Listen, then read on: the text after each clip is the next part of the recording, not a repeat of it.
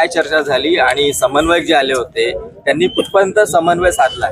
नाही, असं होतं की प्रभाग निहाय ज्या काही नियोजनाच्या बाबतीतल्या सूचना होत्या त्या प्रभाग निहाय एकत्रित उमेदवारांनी प्रचार करावा किंवा आपण विकासाचे मुद्दे घ्यावे, कारण नसताना टीका करणं टाळावं, अशा महत्त्वपूर्ण विषयावर सर्व उमेदवारांशी परिचय करत आज संवाद केला. आज भाषणं झाली नाही, संवाद झाला. पण जे वातावरण कलुषित झालेलं आहे विशेषतः एबी फॉर्मच्या वाटपानंतर त्याच्याबद्दल काय समज? नाही, आता त्याबद्दल तुम्हालाही माहिती आहे की महानगराच्या अध्यक्षाला या ठिकाणी पदावरून मुक्त केलं. याची गंभीर दखल ही प्रदेशांनी आणि केंद्राने दोघांनी घेतली. भारतीय जनता पार्टीच्या इतिहासात असं कधीही झालेलं नाही. 17 उमेदवार हे प्रदेश अध्यक्षांची यादी बदलण्याची ही तर घटना माझ्या माहितीप्रमाणे चंद्रपुरात सोडा महाराष्ट्रात पहिल्यांदा झाली. बावनकुळे यांच्यासोबत तुमची नंतर म्हणजे जोरगेवार आणि तुमची सेपरेट एक बैठक झाली, त्यामध्ये काही यावर जोरगेवार सोबत माझी बैठकीचा विषय नाही. मी आणि बावनकुळे साहेब आम्ही दोघे बसलो. दोघांची झाली. त्यांच्यासोबत माझं नाही, मला वाटतं सर्व मिळून एक.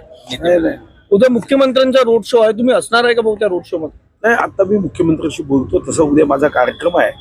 बावनकुळे साहेब मला म्हणाले की तुम्ही एकदा बोलून घ्या, कारण माझा उद्या नागपूरचा कार्यक्रम आहे.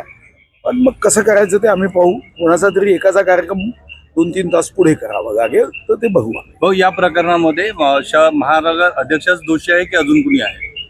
नाही, आता तर जबाबदारी एबी फॉर्म जे बदलण्यात आले त्याबद्दलचा जो रिपोर्ट निरीक्षक म्हणून जे आले होते अशोक नेतेजी, हे इथंच आहे, यांनी रिपोर्ट दिला. त्या रिपोर्टमध्ये त्यांनी महानगर अध्यक्ष आणि बाकी गोष्टींची नावं आहे. सध्या महानगर अध्यक्षांवर कारवाई झाली. अशोक नेतेजी आमचे प्रभारी म्हणूनच आले होते. ज्यांचे या प्रकरणामध्ये आणखी काही विकेट पडण्याची शक्यता नाही, प्रश्न विकेटची बरोबरी नाही. जे वाईट वागतात खरं तर पक्षांनी ही काळजी घेतली पाहिजे. समजा उद्या असं वाईट वागल्यावर जर शिक्षा केली नाही तर मग वैराचार माझे. हो, ज्यांचे नाव वगळण्यात आले होते त्यांनी आता बावनकुळेंना निवेदन देत 420चा गुन्हा दाखल करण्याची मागणी केली आहे.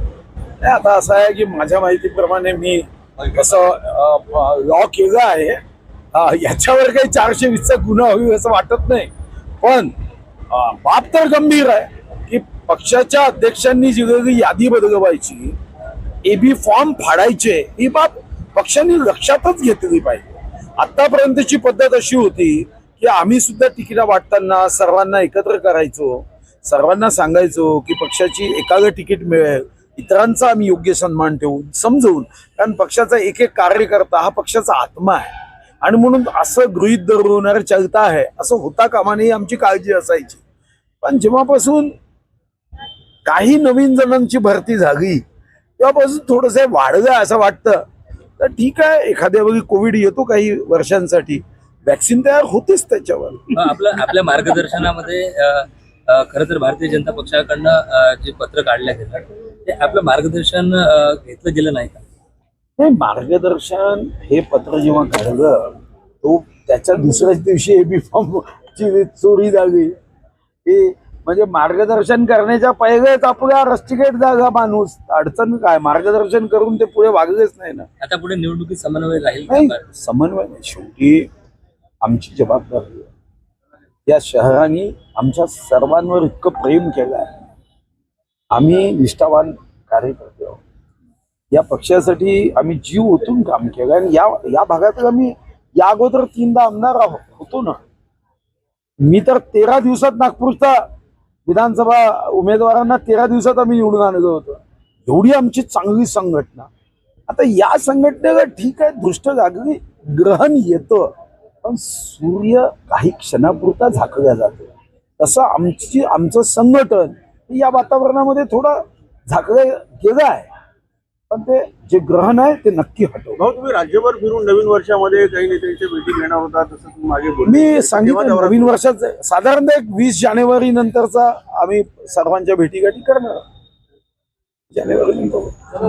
थँक्यू.